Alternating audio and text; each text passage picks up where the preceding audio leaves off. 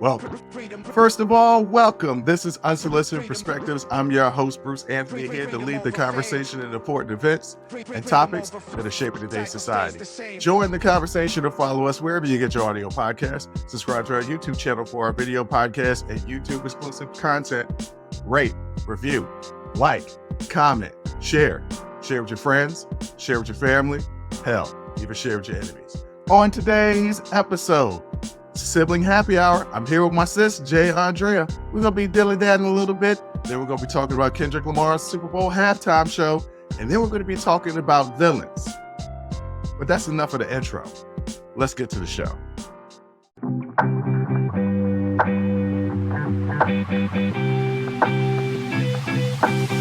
Okay, sis, what's going on with you? What's happening with you? That's not opening.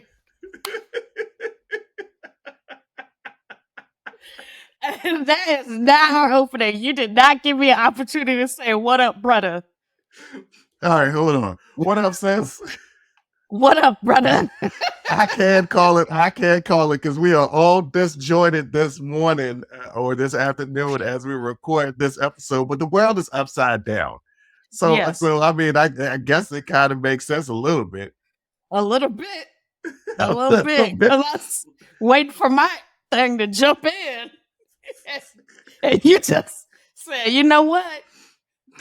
After 200 episodes, we gonna start it another way. No, and I get it. Okay. Hey, look, ladies and gentlemen, I don't know what to tell you how the show is gonna go today. I am disjointed, and I'm disjointed because I woke up in the middle of the night because I decided to get McDonald's last night, which was a huge mistake. So I woke up in the middle of the night, but I went back to sleep, and I got that second sleep. That second sleep is beautiful. But then my alarm goes off, and I said, you know what? Let me give myself another 30 minutes. I did the majority of the work that I needed to do for this podcast last night. I just need to tighten some things up. So I was like, I can sleep an extra half an hour before I need to get ready. And hit the little timer. I roll over, timer goes off. I'm like, what the hell? Yeah, that's how it is. What the hell just happened? So I've been disjointed this entire morning getting ready and everything. That's how it is. Yeah, I barely know what month it is, let alone what day.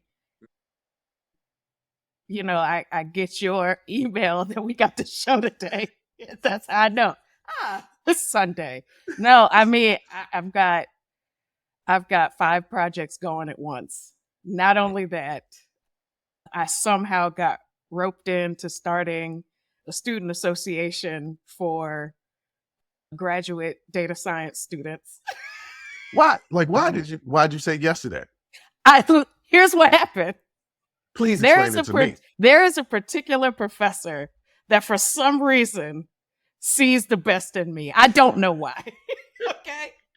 But I get a meeting invite and I'm like, oh, what's this about? I joined the meeting the next day and it's you all are the founding members of the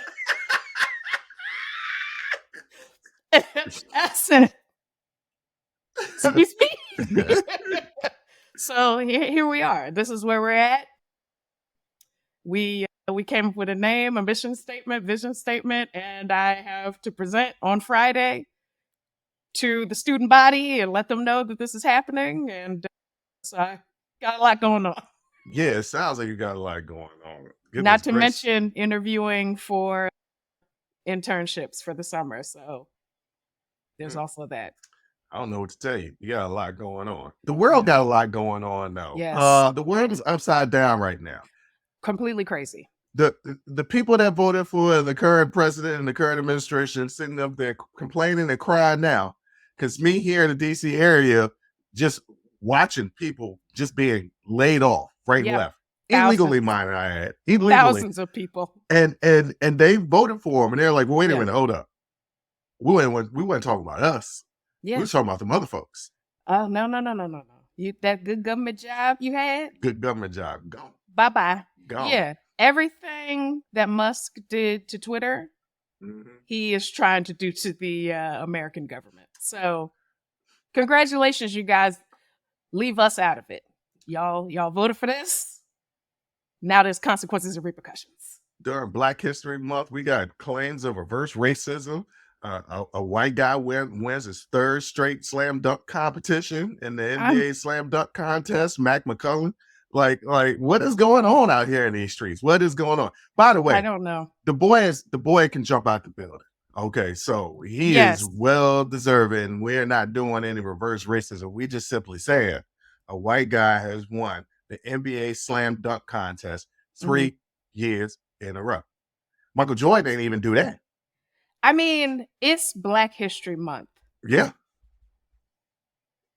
What's happening? It truly, and like we're halfway through, and aside from Kendrick's Super Bowl performance, it just hasn't been living up to past Black History Months. It really hasn't. I don't know what's going on. You know, wonderful commentator Simone, she said Carter G. Woodson did not go to the mat for Negro History Week. And I'm going to paraphrase a little bit so we can watch this young man win a slam dunk contest 3 years ago.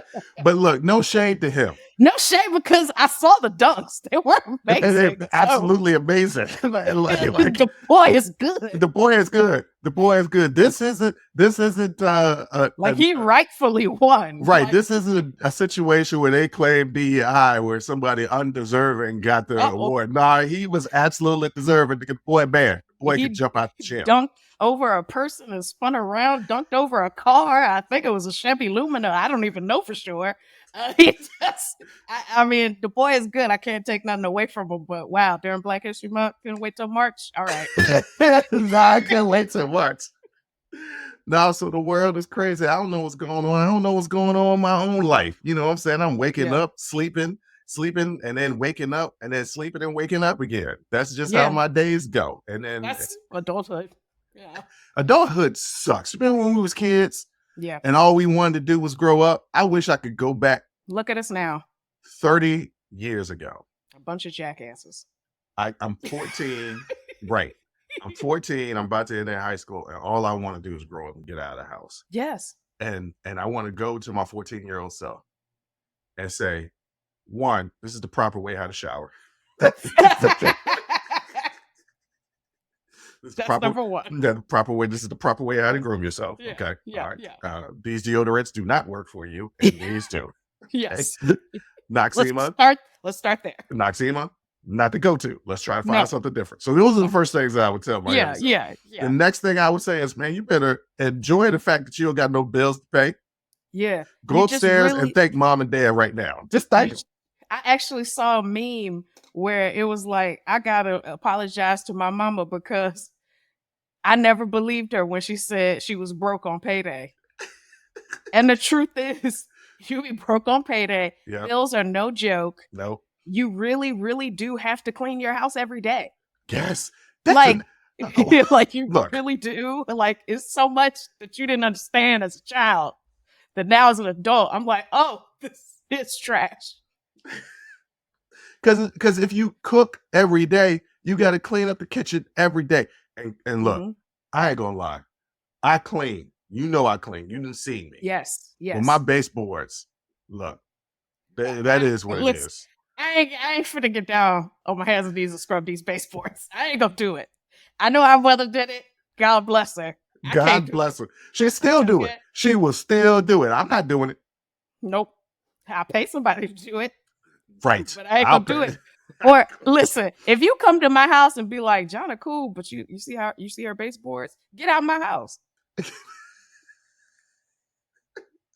If you really coming in here commenting on the dustiness of my baseboards, get out of my house. You're not welcome here. So I'm not even too worried about it, to be honest with you. The detour. Yeah. You know, Vine created this new wave of comedian, right? Yeah. Mm-hmm. And then these comedians went on to Instagram, and some of them have had real success. What social media and what the internet has done is given people a platform that the gatekeepers probably wouldn't have let in beforehand, but now they're able to show their personality. And then, wow, there's so many people that have great personalities. Yeah. But And are somebody, really, really funny. right? This which leads me to my point. Some people I've discovered are like beyond the normal. Like you run into people and they're funny. They can be legitimate, entertaining, comedic actors and Mhm. actresses for the rest of their life. Druski is at the top of my list. That Drewski, is one funny man. everything that he does. I haven't even watched his new little dating show. It's on YouTube.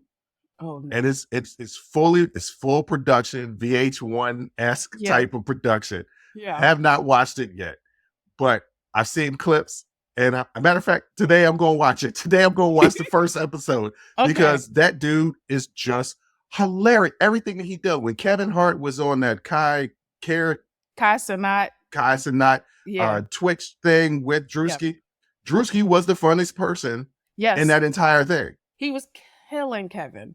And it was just talking about some bed bugs or something like that. Is something biting you? Something is biting me. Like that killed me because he played it completely straight. And that's what made it even funnier. I've seen these clips where there was one clip that he was with somebody and he was with Marco, who's another funny person. And he was like, I heard you got kids. And Druski was like, I ain't got no kids. So then here comes this little teenager and was like, hey, my mom told me that I'm your dad. And Druski pulled him in close. It's like, you and everybody saying that could go to hell and get out of my face. And the kid kicked him in the shin. He's like, the little bastard kicked me. And it was so hilarious. Okay, you got wherever that video is, find it and send it to me, please. No, you know what? No. And I'm going to tell you why, okay? Because I'm going to put you on blast. I'm going to put you on blast right now. Do it because I have an excuse. You go ahead. Yeah. Put me on blast. Ladies and gentlemen, I am Meme King. If you follow me on Instagram, you know that I'm always adding memes to my stories and things like that. And I send my sister memes and my close friends memes that I don't post in my stories just because I don't want anybody to know that I'm that type of degenerate. So I will send my sister stuff all the time and she like never responds. But here's the thing. I sent her stuff this morning. Okay. She doesn't respond for a really, really long time. I sent her stuff this morning. I know that she was on the phone because she responded in the family group chat, but didn't respond to the stuff that I literally sent her this morning. And she's going to be like, well, I'm doing homework. I'm working. Yeah. You know, I'm doing all this stuff. I'm busy. Yes. I'm busy too. I got 3 full jobs. Like, I'm not going to say it. I got 3 full jobs. Okay? Right. I got a lot of jobs. I'm doing a lot of stuff. I ain't had no day off. I was talking to my bestie. Yesterday was the first day that I had off since you have the a year day started. off? Since the year started. And it technically wasn't a year. It wasn't a day off. I still did work in the morning. I just finished all my work before noon so I could drink and enjoy my day. Yeah, I don't have a day off. Yeah, well.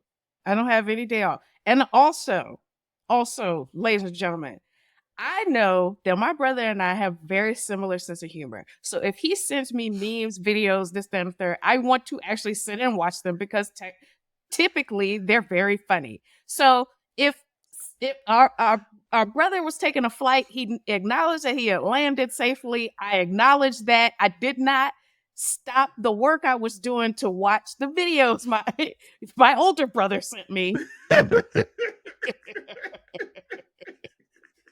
Okay. But I had some time very, very early this morning, and I did look at every single Instagram DM. How many did I send you? There were at least 7 in there. Really? That I hadn't seen. I looked at them all and sent appropriate emojis for all of them. But I am really, really busy. And so if I don't have time to sit still for a second and watch a video, I'm sorry. I am sorry, but I did eventually watch them. Yeah, I mean, they'd be funny. Yes, ladies and gentlemen, they were very funny. Explain to you me and my sister's dynamic. That's how we found out that we was best friends, through our humor and those drives when I was dropping her off to college on the way back to my campus. I used to, when I was in the house, I used to wake her up at 3 o'clock in the morning because I was up drunk laughing at something. And I would knock on her door. Jay, what? Wake up, I gotta show you something. Are you kidding me? No, this is hilarious. This is hilarious. And you gotta see this. it would be some clip from the Bernie Mac show or something from the Mac, perhaps. There was a lot of 70s black exploitation that you would watch back then. Well, so, yeah. during that time, my boy at Hard Rock Cafe introduced me to black exploitation movies. He didn't introduce me to them. He introduced me to different black exploitation movies that I had never seen before. I'd seen Superfly, and I'd seen Shaft, but he introduced me to the Mac. He introduced me to Dolomite, and I was like, well, Dolomite is absolutely the worst movie terrible. ever. Literally terrible, but it's funny still, so I watch it. Yeah, and I've probably seen it maybe 3 or 4 times, so I don't care. And I still quote lines from the Mac. Yes, you do. And they don't ever really work. The lines from the Mac have never really worked on me trying to Mac with women. But no, that's absolutely not a good idea. This was 1, a completely different era. 2, he was a purveyor of bodies. I don't know how else to say it. He was a pimp. So I wouldn't use those lines on human women. Well, human. What type of women are they? I don't know. Maybe there's some sort of alien species that responds to this. I don't know. Human women. Hold on. This was my male toxic phase. Okay. In my 20s, I was getting through it. Right. Okay. And he had a smooth line. She was like, where do we go? And he was like, to the top if you're not afraid. Yeah. I'm gonna be everything for you. I'm being your mother, your brother, your father. But you gotta believe in me. You gotta believe that what I say is good for the both of us. And I was like, yeah. And one time it did work. It worked with one ex-girlfriend because we were in a fight. And I said that line and she was like, okay, listen. And I was like, damn, the Mac actually works. But no, she was just young and dumb. Yeah. Yeah. You both were. That was. You both were.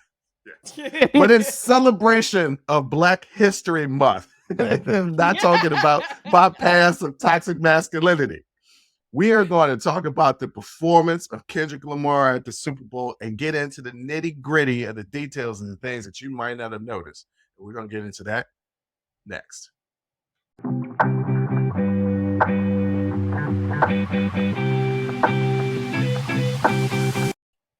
Okay, Jay. So we talked about it for weeks leading up to it. Kendrick Lamar, Super Bowl halftime performance. Yes. At first, he was like, he's not going to do Not Like Us. Then last week, he was like, oh, he's got to do Not Like Us. He definitely did Not Like Us. He did. And I don't know what the general consensus was for people that you spoke to, but I had some people say, oh, it was great in the symbolic nature. And I had other people was like, it was a horrible performance. And I was like, God, when you think it's a horrible performance, I don't know what's going on in your head. I don't know what they were watching. Well, I think they were thinking that he was going to play some of his older hits, and he didn't really. He played a lot of his newer music. And if you haven't really listened to the album, then I guess that you wouldn't really know. Mm-hmm. But like, I thought the performance and the everything going around was really good. And I don't get why people were like, the performance is bad. Yeah, I mean, I think people were, it's hard to be a rapper and put on an entertaining performance. When we were growing up, we'd go to rap concerts. It would be about 25 dudes on the stage. Everybody got a mic and they're just all yelling and jumping around. There really wasn't a stage performance. Hold on now. We've gone to 2 concerts. I've gone to a lot more than 2 concerts. No, but I'm talking about us, particularly. Oh, together. Yes. Okay, yes, yeah. And we went to go see Diddy and the Family, which was a show. Yes. And we went to go see Bone Thugs. Yes. Which was a show. And I've personally seen Busta Rhymes in person, and that is also a show. But yes, I get it. When No Limit is doing a concert, it's just a bunch of dudes on stage in fatigue screaming and yelling. But there's typically not like a whole stage production, like a story being told through the production. So it's already difficult being a rapper and trying to keep it entertaining. And then he kept the cameos to a minimum. I think people were expecting a whole lot more cameos. You only had one, right? Yeah, we got SZA, and which was phenomenal. But I thought, let me tell you, I was at a Super Bowl party, so it was me in a room with a handful of people, and when it was over, we were stunned into silence.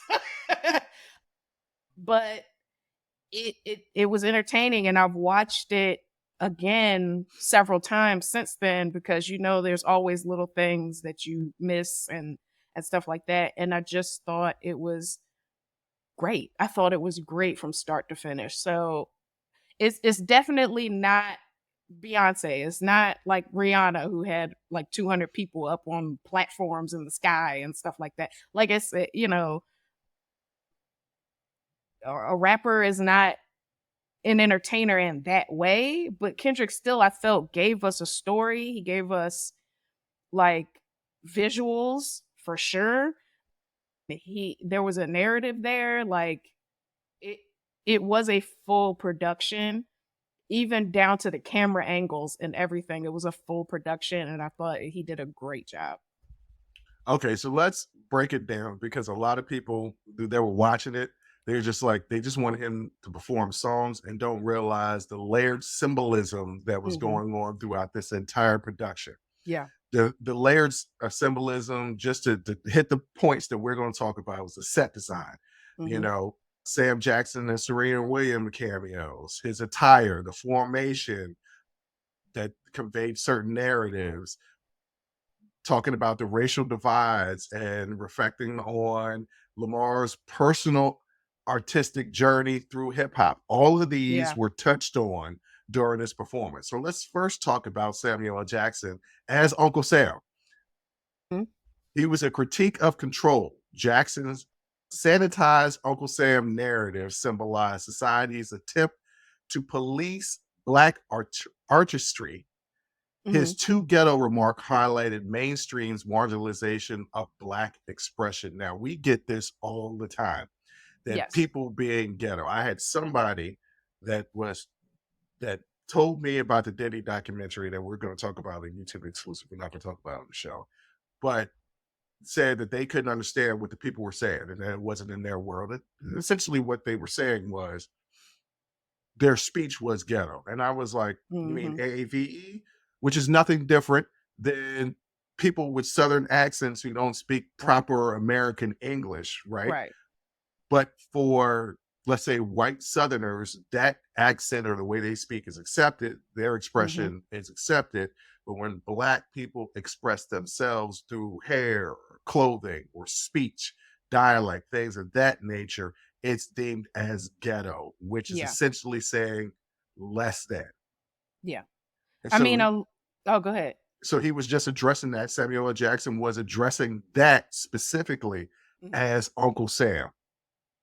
Yeah, he kind of, for me, symbolized the voice of like America, where we're at right now, like right in this moment.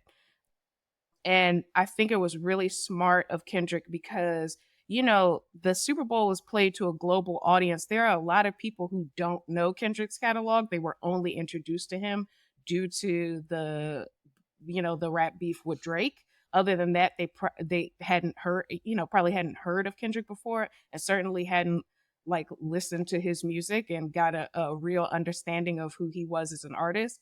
But I think the use of Samuel L. Jackson as Uncle Sam, and saying, give the people what they want, don't give them this too Black, it's too ghetto.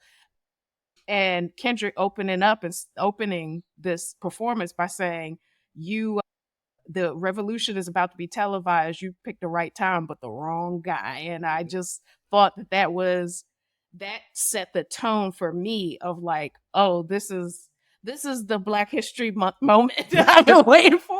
The only one. It's the only one. Only one.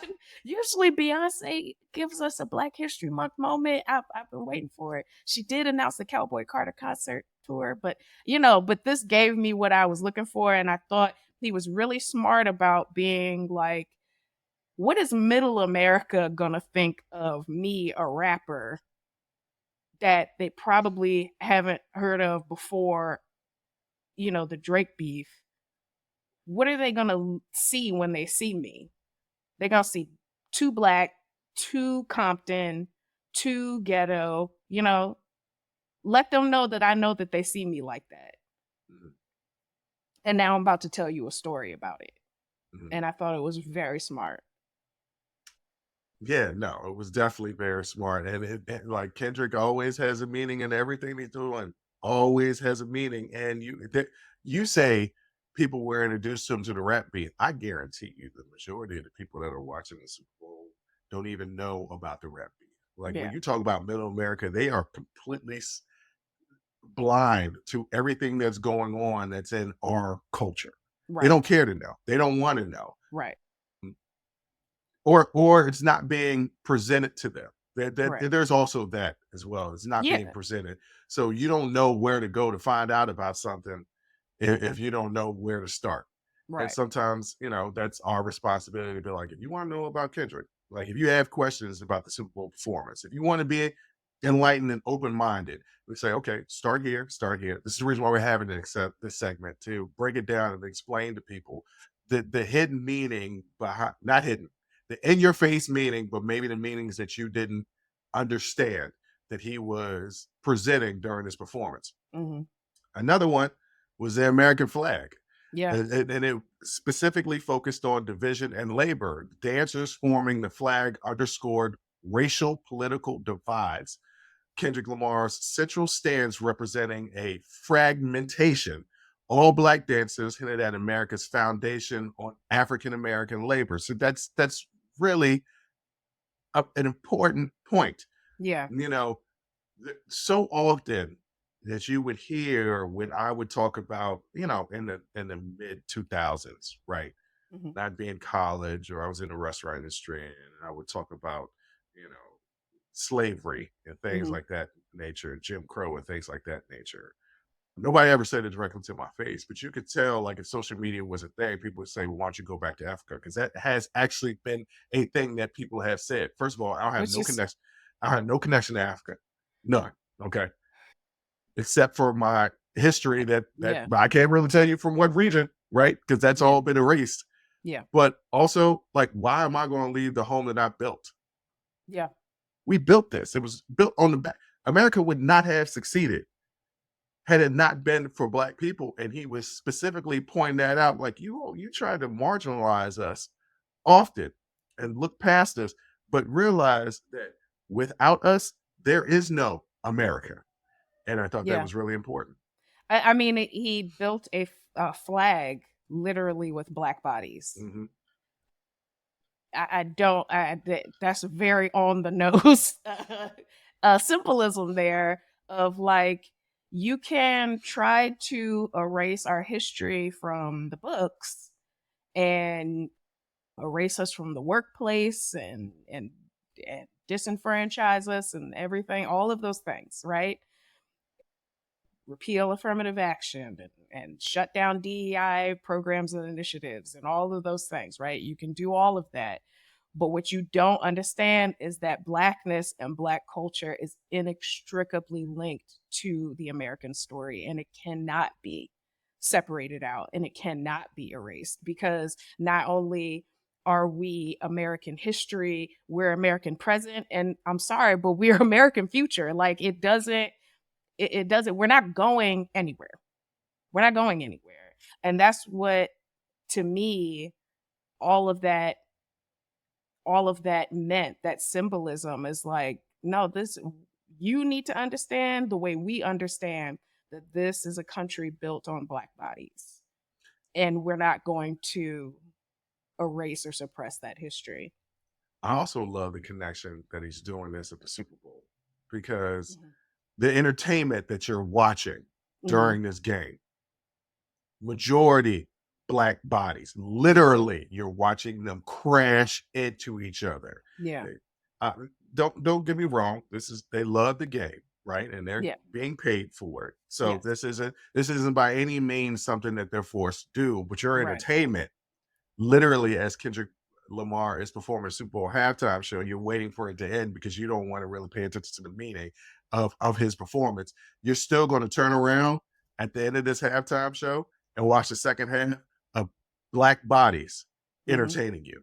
So there's also another hidden meaning in there with that I thought was really clever. There's also the video game motifs, right? And some people, like, this went over my head a little bit, but then when I zoomed out, and they did a lot of zooming out to watch the setup, what is it? Not the storyboard, but the stage. The stage of everything was built like a video game controller. And at the end, in the crowd, he had game over, which signified a couple of different things. One, it was Kendrick Lamar's rise through the American dream. And also the end of this Drake rivalry, because I said it on my show that released on Friday, that it's at a point now where Drake just got to fight him. Like, you got to fight now. You got to fight, because he came out with Not Like Us and said some stuff, but we're not going to talk about that just yet. But the video game motif, I thought that was cool, because that's what the kids is really about right now. Video games. You got these streamers on Twitch that's killing them. You even want to do something like that, and you ain't even young. Yeah. Okay. Yeah. So the video game motif, and Sam actually says this is the great American game, right? And so we're not just talking about, it's like a dual meaning there. Yes, football, the great American game, but also the game that America plays with us. And as soon as I saw it, I was like, oh boy, we about to get into it. And he really like played into that. Not only that, but like, I don't know if you noticed that a lot of the performance area looked like a prison yard. I did not notice that, but now as you say that to me, yes, I see that. Yeah. So I mean, that's also part of it, right? Like this great American game, the game that America plays with its people, in terms of, I read a really great article on The Root, a complete breakdown of the symbolism on this halftime show, and it's the game that America plays, with capitalism, with the prison industrial complex, with disenfranchisement, with the things you're seeing our current administration doing. So it is playing into both of that, right? Yeah, you're watching a great American game. It's a Super Bowl, but there's also another game that's happening, and it's happening to you. And now you're seeing, like I said earlier, you're seeing the result of your actions. This is FAFO. And if y'all don't know what FAFO is, look it up. FAFO. But that's cool, because I know in Kendrick's earlier performances, I don't know if it was a Grammys, it might have been a Grammys years ago, where he was performing. It was some award show where he was performing, and he literally came out in chain gang, and it shook up. I think it was the Grammys, and it shook up everybody. He was trying to point out, hey, look, when you privatize the prison system, it becomes an incentive to have prisoners. Yeah. And what ends up happening is policing is done in poor neighborhoods that are disproportionately people of color. Yeah. And they populate the prison system. It's not like people of color are predispositioned to crime. No, that's not what it is. No. Even though that's the myth that you want to have. That's the narrative. Yeah, that's the narrative that you want to have. That's not what it is. But it is a quote unquote pipeline from the poor areas to the prisons. And that was cool. I didn't notice that, but now that you bring that up, like, yeah, I see that. Yeah. All right. There's also his attire. and other references, his Mhm. lyricism and this. So he had Gloria on his jacket, and that's tied to his album themes of artistic power. A necklace symbolizing either authenticity, ambition, or probably just another diss to Drake with the lowercase a and the A minor. Yeah, guys, there's a lot of theories going around about that chain. Somebody said that it's the alpha symbol for Alpha and Omega. It's not. That's That wow. symbol is That's very different. Yo, Yeah, who that's said that? I What? just it's another thing that I've heard. It's a lowercase a. It's a small a. It is an A minor. Like that's what the chain is. Killing Drake. He is killing Drake. He is Yes. killing Drake. And boy, spent a pretty penny on that. It was very, very blinged out. Like, yes, but that is sorry, guys. Like that lowercase a represents A minor. There's nothing. But it can else also about. it can also authenticity and ambition and all that stuff. Yeah, probably not. It's probably an A minor chain. He is super petty. And another way that he was petty was Serena Williams' appearance. Now, this is a twofold thing, right? Because Serena used to date Drake, okay? But also she was doing the Crip Walk. Yes. Here in this performance of the Super Bowl, one of the most viewed events in the world, but she was also criticized back in 2012 for doing the Crip Walk at one of the tennis performances. Tennis matches, yes. It could have been Wimbledon, it could have been the French Open or anything She like said that. she didn't do it at Wimbledon. She would have got fined for that. I don't know what tennis match it was, but it was not Wimbledon. But basically, she posted a little video after the halftime show of just her. Yeah, she and yes, I Serena is forever that girl. So yeah. But I thought it was dope because it was also Drake. I mean, not Drake. Kendrick is just taking. There's so many double entendres to the things that he's doing. Yes, yeah, he's giving Serena a platform and showing, she's doing a dance. She was judged prior to doing this dance, and that's racially motivated because other people could do a dance and celebrate, and it's not that big a deal. She does a dance, and then all of a sudden, it's a big deal, and it's because she's a Black woman. And then also, I got Drake's ex-girlfriend dancing on me. Yeah, a Compton native, right? Right. Crip walking, very much in the American culture, very much of the Black culture. Another shot or dig at Drake being Canadian. So like it's the whole thing. I mean, you can even say the symbolism of the American flag and everybody being in red, white, and blue could also be like another dig at Drake. It could, because Kendrick has said in no uncertain terms that he considers Drake a colonizer of Black American culture. So a lot of double meaning. Kendrick loves a double entendre. Loves them. Loves it. So a lot of hidden meaning there, but great performance. There was a lot of stuff in there. I love there's this moment where he's rapping in front of a bunch of guys that look like they're just guys on the corner, right? And it's just another kind of like this symbol of Blackness, right? Of the guys on the corner.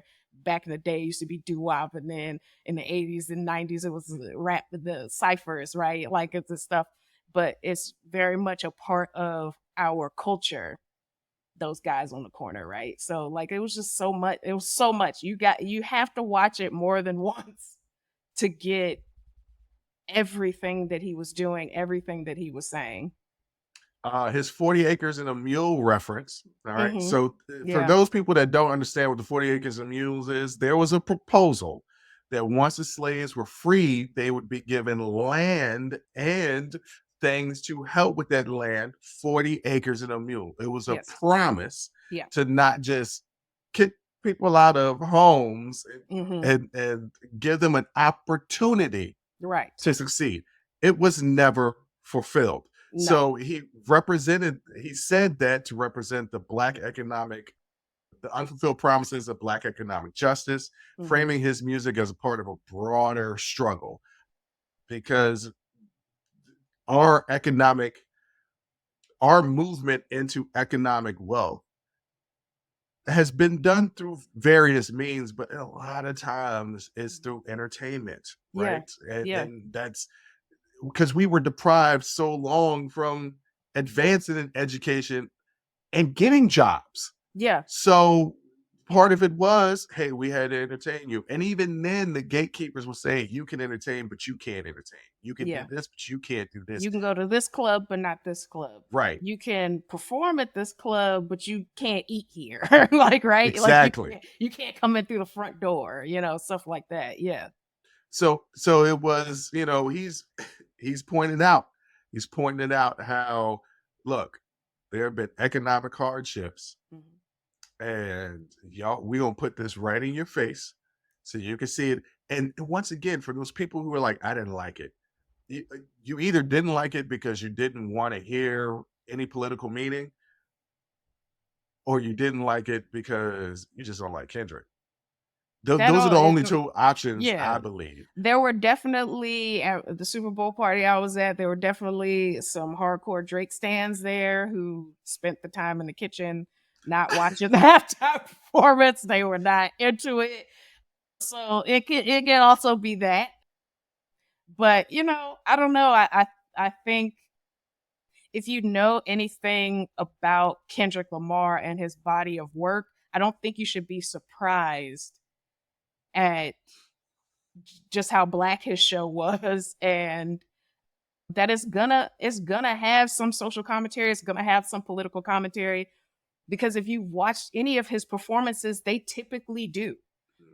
And this time is no different. And honestly, shout out to the NFL for being like, do it. Well, yeah. Maybe. Okay. I don't know. They also took out the end racism out of the end zones that they had been having, for the last couple of years, because the president was there. You don't want to see that. So I'm not giving the NFL too much credit. But also, last but not least, and Kendrick is so petty, because of course he did not like us. And there were some legal things. He skipped calling him a pedophile. Well, yeah, I mean, you just can't do that on national, global television. That's just, you can't. I can foresee the censors being like, you got to cut that. But also, he looked dead in the camera and he said, hey, Drake, I heard you like them young. Yeah. Yeah.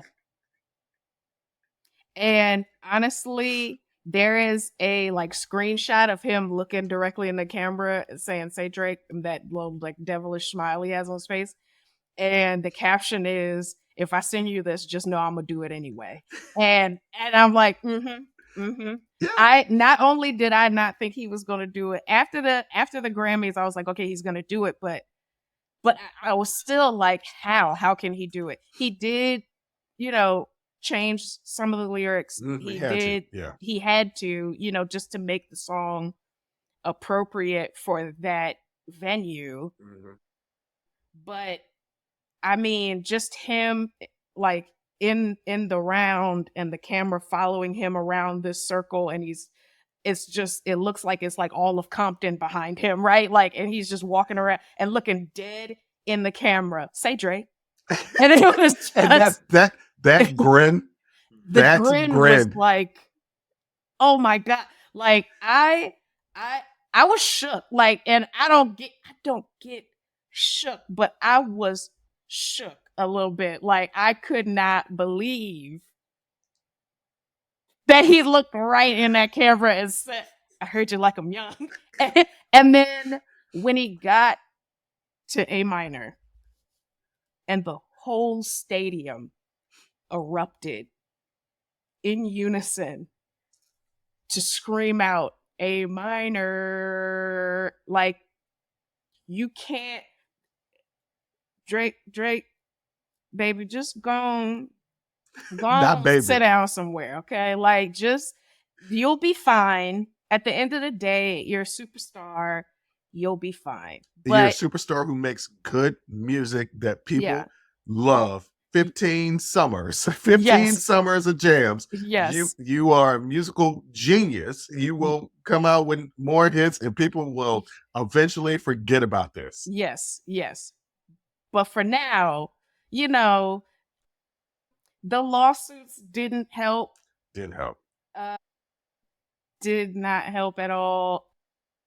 And honestly, you can't accuse streaming platforms of like pushing his stuff for payola when he's in that Super Bowl stadium in New Orleans and the entire crowd is screaming a writer. Like that moment, I'd have been sliding down the wall, crying, snotting. like, Not like I said, you got to fight because at that point, us and our family, our dad taught us about the dozens, yeah, and he taught us get to a point, hit him hard so that they get off of you. yes, And so I said, hey, either he's got to find some real dirt on Kendrick and do the thing that nobody else is gonna say, or they got to fight. He got to see him in the street, okay? And that's the only way you come back from this. I mean, it's just that frame of him. It's them flared jeans. It's it's the and it's just and then when he says "Say Drake," everybody in the background goes like it just He's Patty. He's Patty, and he won. petty. It's Anyone, game over. anyone. Now, Yeah. he's absolutely the villain in Drake's story, but is he the villain? Good question. We're going to get into the idea of villains and their place in our current society. And we're going to do that next.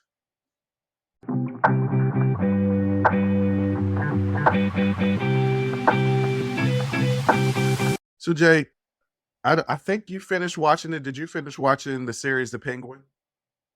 I didn't finish it, no, but I got pretty far into it. Very good show. Yes. And you're as you're watching the show, you're kind of rooting for him to succeed, even though he's this really despicable person. Mm-hmm. You know he's a villain. I mean, he's a Yes. Batman main villain. Yes. And this isn't a new thing, right? Like when you look at the history of cinema, you always kind of root for the villain.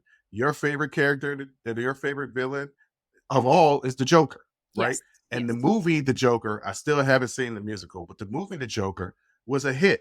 Mm-hmm. Other villains, whether people want to realize it or not, Scarface is a villain. Yeah. Nino Brown is a villain. Villain. Michael Corleone is a villain. Even Vito murderous villains. Right. Even Vito Corleone is a villain. And Mhm. so there was a article written by Christine Chubba in the Hollywood Reporter. And the article is titled Vince Gilligan Calls for Writers to Cut Back on Villain Stories Among Current Political Climate. He's a screenwriter that you said he's been part of Breaking Bad and Community, kind of stuff that he's Better written. Call Saul, yeah. Better Call Saul. All of that. He kind of specializes in framing villains as kind of heroes when you think about it. Because Breaking Bad, like he's a drug dealer. Yes. That kills people. Better Call Saul is a shady shady lawyer. So he called for writers to reduce the focus on villain stories, suggesting they have become overly inspirational in our current political environment. He says that villain stories he's advocating for fewer stories that focus on villains because they're becoming aspirational. Mm-hmm. And I made the connection on the last show that Elon Musk is a real life Lex Luthor. I've seen this storyline of exactly what he's doing with our current president, Donald Trump, in season 4 of Supergirl when Lex Luthor take control of the White House by manipulating the president, causing a division in America from aliens to humans, saying that aliens are taking jobs and things of that nature. Mm-hmm. So I've seen it before. And Yeah. Elon Musk in certain circles are being celebrated. So yes, villains are becoming aspirational because we got a villain. We have a real life villain Yeah. that's in the White House right next to the president. So I thought this was interesting because very Superman. The movie Superman is coming out, and I don't know people are as excited for Superman as they were to see Robert Downey Jr. as Doctor Doom in the upcoming Avengers movie. Right. Yeah. I mean, so here's why I think I get where he's coming from. Here's why I think his perspective is stupid. Okay. There, the villains that, let's say, for example, our current administration seem to be trying to emulate are real life ones. I don't think he's trying to emulate anybody that he saw on TV. Trump is trying to emulate real people who really existed and were real villains. And there's no amount of writing them out of TV and movies that's going to erase that history that does in fact exist, and villains are real. They're not fictional, they're real, and there are people who fit that bill, and it just isn't going. I don't think it's going to move the needle for us to stop writing villain stories. I think what's important about villain stories is the origin and the psychology behind how they became who they became. And we need to know that, and we need to be able to recognize the signs when we see it. And even though we all recognize the signs when we saw it during the election, y'all still, I'm not going to get into that, but but like there are he's emulating real people. He's not modeling himself after the Joker or the Penguin or anything. That's not.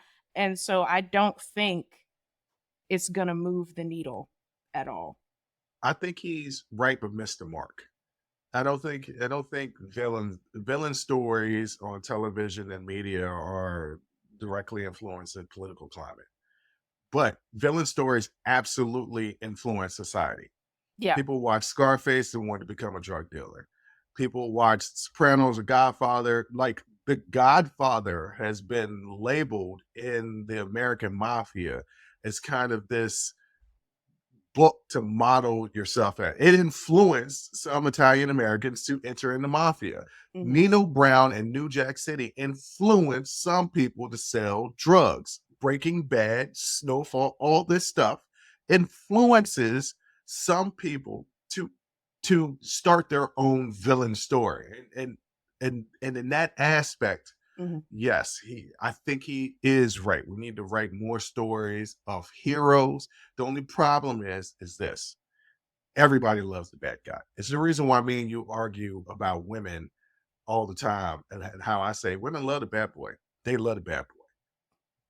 And you're like, no, they don't. I'm like, yes, they do, because it's excitement. And they think they can Yeah. change him. And there's typically charisma.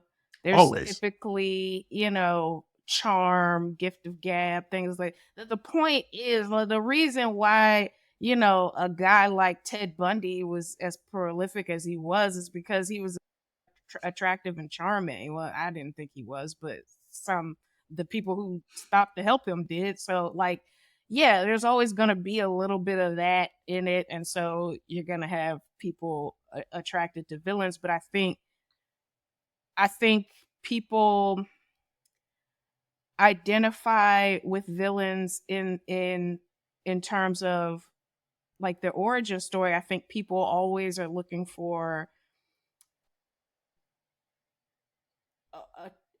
to be included, Mhm, right? As a member of society, to be seen, mhm.